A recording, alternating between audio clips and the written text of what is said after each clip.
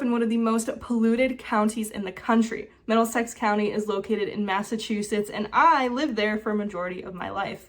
I grew up in Malden, Massachusetts, went to school in Worcester, Massachusetts, and then ended up living in Woburn, Massachusetts the past few years. I no longer live there, and it was quite the experience having to deal with contaminated water on tap. Now, if you've never had to deal with water that you can't use, you have to completely shift how you live your life in regards to the food that you consume. They recommended that the water would not be used for rice and pasta and for general usage. They said that washing your fruit was fine, and I also used mostly the dishwasher to wash the dishes because it uses a lot less water than an average person uses to wash their dishes.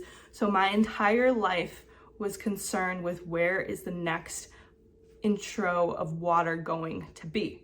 I used bottled water until I could get a filter system that could deal with the chemicals in it. PFAS was the main concerned chemical, but there's no clear way for me to know unless I did testing on the water, which is something that you can do, but I did not do that. And since then I have moved away, and I continue to use a filter system for the water that I use in this new location, but it was something that my whole life was centered around, dragging in bottles of water upstairs and being very concerned with, do I have enough water to make pasta? Do I have enough water to make rice? And if I didn't, I'd have to opt out to make something that required a lot less water. So when you think of water as this main source and block of life, and then have to consider it at such a high level, you start to realize what it means when 800 million people do not have access to clean water. And that is not just around the world. There are people in America that also do not have access to clean water. Flint, Michigan still to this day does not have access to clean water. And this problem really started around in 2015. So for almost 10 years, they have not had access to clean water because of the decisions made by the officials of the city and the engineers. Drinking from stagnant water means drinking from a pond or a lake or a location where the water has not been filtered. Drinking from streams and rivers is a better option because the water is free flowing and there isn't a chance for bacteria to build up as much.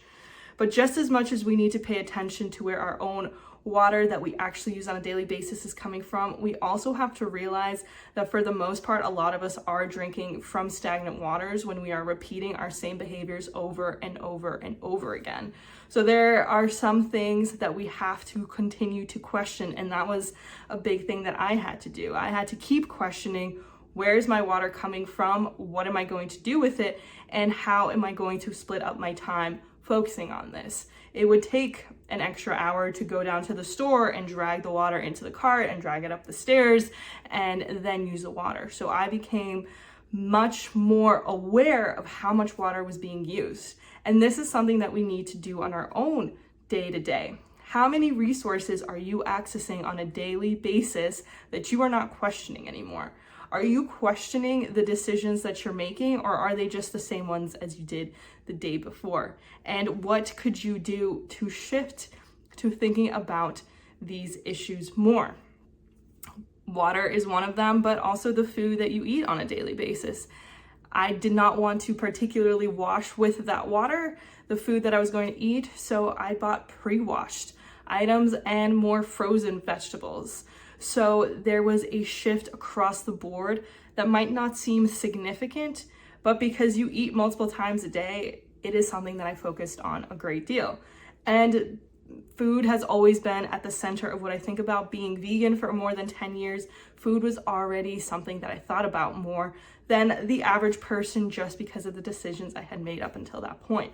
But every decision we make on a daily basis can be coming from a stagnant place, a place where we've done this for a long time, or it could be coming from a flowing place, a place where you're questioning and you're looking at what you're doing and actually making better decisions because you're looking at the data and deciding differently. So if you are drinking from the stagnant water, you're most likely repeating the same actions that you did before. You're doing the same things that your parents taught you when you were younger. You're just going to your 9-to-5 job and not really caring past that. You're not questioning your own thoughts. You're most likely repeating the same behaviors you always have. And as drinking from stagnant water creates a high level of risk, so does continuing the same patterns we've always done. Especially if we wanted to shift in our lives, we need to do the same thing with ourselves. What are we doing to change the narrative that has always been playing out? How are you incorporating new information into your life? Now, what goes on in the environment was a big part of my life for a long time because I chose to go vegan and I chose to study environmental studies. So documentaries and movies concerned with environmental impact were a big part of everything I did.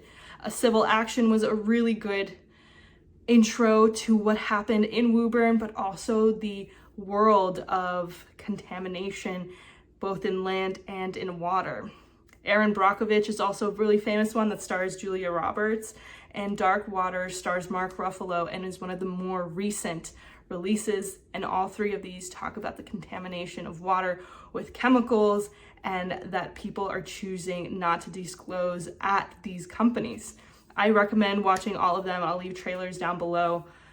But what are you doing to not drink from those contaminated waters of the life that you've always known and on a daily basis? And what questions should you be asking might be the other thing that you're coming up with. What am I supposed to think? What am I supposed to ask? How am I supposed to live a life that is actually bringing me from a place of stagnancy into a life full of purpose and meaning, and that I'm doing the things that I actually want to?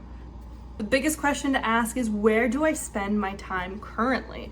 How much do I spend cooking food? How much do I spend talking with people on a daily basis? And how do you feel at every single one of those points? So where do you spend your time and how does it make you feel? Your feelings are an indication as to what you like and what you don't like at a simple matter, but it is also an indication of what feels most aligned and what doesn't. If you are constantly being forced into situations where you are compromising the greatest version of yourself or the version of yourself that you just simply are, you are not in a place where you can spend more time to make better choices. 99% of the thoughts we had yesterday are the thoughts we're going to have today. And how many of those thoughts are spent actually thinking about those thoughts? Probably not a lot. And if you start to do that, you'll start to create a map of where your time is being spent. Are you spending it just binge watching shows because you're dealing with a job that you don't like and you need an escape? Are you spending it with friends that excite you and you have a rejuvenated feeling about yourself after? Or do you feel more put back and just bogged down after talking to them? What food are you eating? Is it creating a better version of yourself? Do you feel better? Do you feel excited to go on a walk after? Do you have energy? Or do you feel like you are just run down and you need to sit on the couch and not do anything for 2 hours because the food was so heavy and you can't? How much do you spend time in nature? How much do you spend time moving your body? Do you ever do it and do you never do it? And how do you feel in both ways? Now, it sounds like there's a pretty black and white way to see things, but there is a balance and a middle path that we can find if we are looking to see how our current actions are getting us to where we are now. The main thing that I took away from living in a place where water was contaminated was that my choices matter and that I need to be considering all levels of my life where contamination is a big part of it. And it was not easy for me to do. And for those 2 years, I was around people that were hurting me in a variety of ways and at a job that was not beneficial to me. There were some things I got out of it and a lot of it I didn't. So usually how we do one thing is how we do everything. And if you're in a position where you feel like you're compromising values, you're compromising time, you're sacrificing time for someone else's benefit, you're most likely continuing to do that in a variety of other locations in your life. It is not good for you to continue down this path where you don't know what you're doing or why, and it's going to be as difficult as you're willing to make it for yourself. There are choices that you're making every day that you yourself have probably thought of, I don't like these choices because I don't like how I feel after. And your emotions are good indicators of what is and what isn't working. And now, of course, if you do start new habits that you know are going to have good benefits, you might also not be resistant to those, which is where emotions can become tricky and might not always be a guiding light. Getting up early and drinking water and going for a walk is going to yield good benefits. It just might not do it at the beginning. If it feels really great right away, it's probably not going to feel super awesome long term. And if it is something that you really enjoy and it is good for you, you might not always feel that, and you might have to continue those habits anyway. So there are a few different books that can help with habit creation, like Atomic Habits was one of the good books that has very practical applications to how to change your habits and to evaluate your own habits. There are very practical ways to do this, and you might be thinking, I want to live a better life, but I want to start at the bare minimum. What is the bare minimum? How can I just start somewhere? And that somewhere could be as simple as looking at how much water you are consuming and where is that consumption coming from.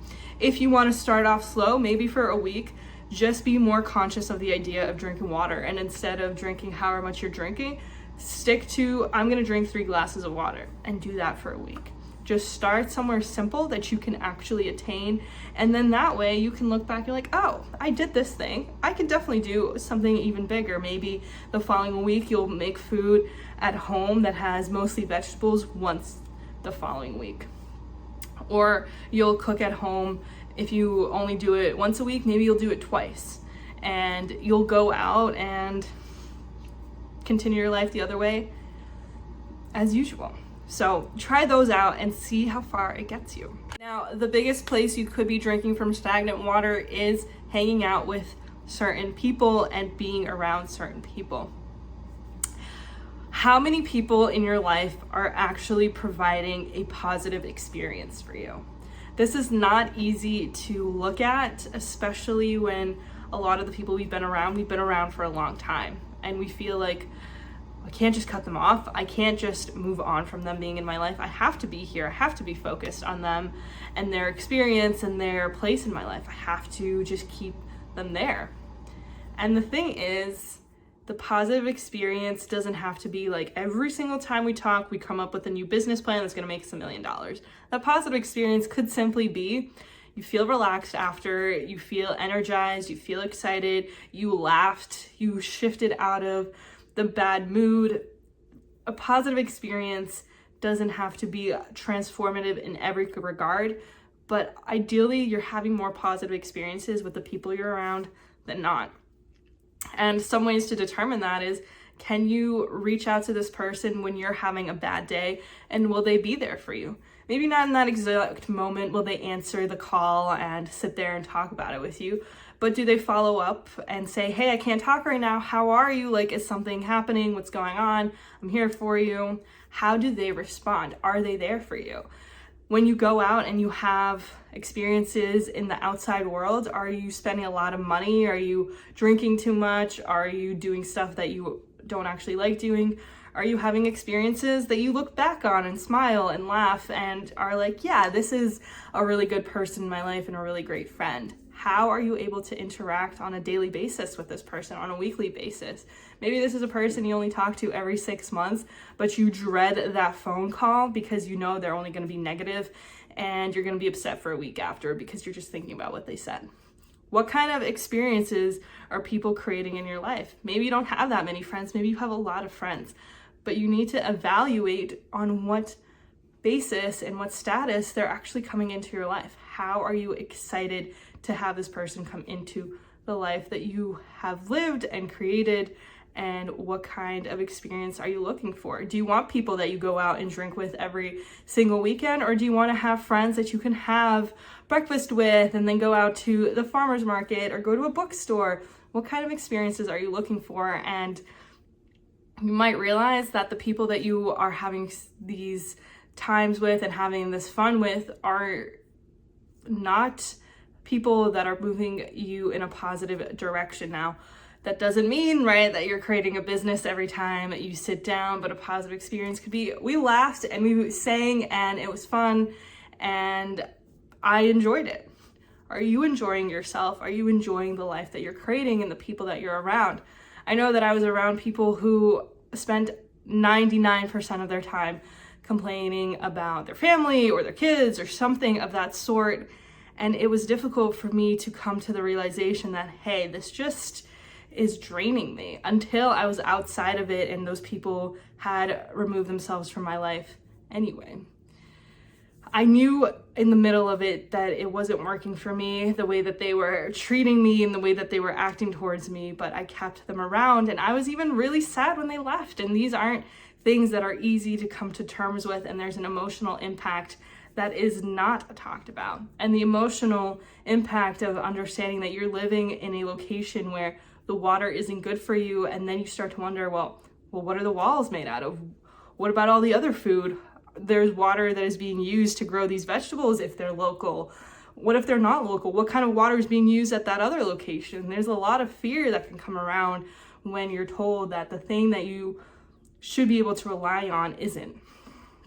And when that rug is pulled out from under you, you are forced to face reality in a way that you haven't had to before. And a good amount of my life I had spent asking questions, and it still threw me off. So I can't even imagine at what scale it can impact people who are used to a certain type of life, and this type of news comes into their life. And news is always something that could happen. There's always a tragedy that could be around the corner. There's always something difficult that might be on its way, which is why it's so important that we guard ourselves against this stagnancy, against this contamination, so that we can realize, you know what, like, this isn't the life that I want.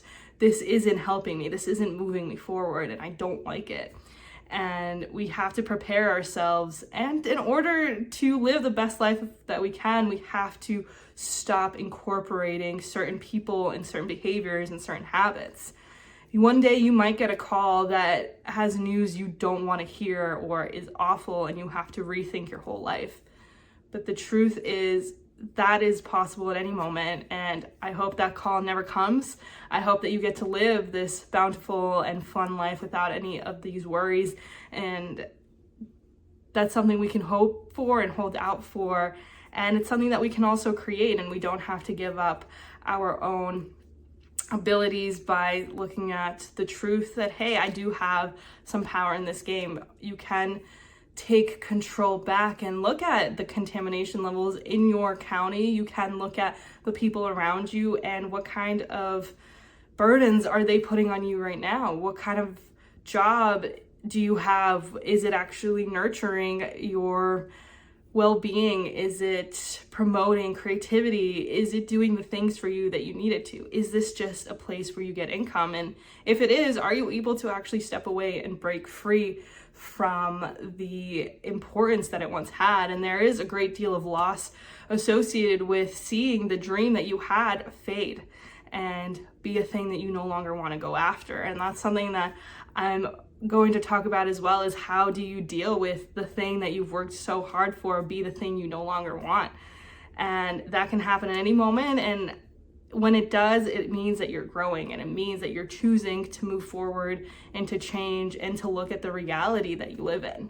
So being stagnant is easy, and it causes a poisoning of ourselves, because repeating the same patterns over and over can create resentment, it can create hurt, it can create pain, and it's not a life that you were meant for. You can create a better life, and you can decide today that what was no longer needs to be, and that is a decision only you get to make. And even if there is a letter that comes out that says, hey, the water is probably contaminated, don't drink it, there's plenty of people who still drink it, and they're like, I don't care, it's not that high of a contamination, what does it matter?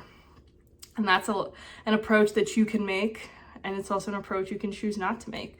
The choice is yours, and the choices you make today and tomorrow will create the life that you want. The choices you made 5 years ago have created the life you have today. Choices you make now will create the life that you're gonna have a week from now, a month from now, 10 years from now. And I hope that you get to many, many more years where you get to make decisions and you can get to meet more people and you can change as many times as you'd like. But don't take today for granted, because you don't know what the next phone call is gonna be, and you don't know what next opportunity is coming your way. So be prepared, look at what you're doing and evaluate, is this what I actually want? Hope to see you soon. Thank you.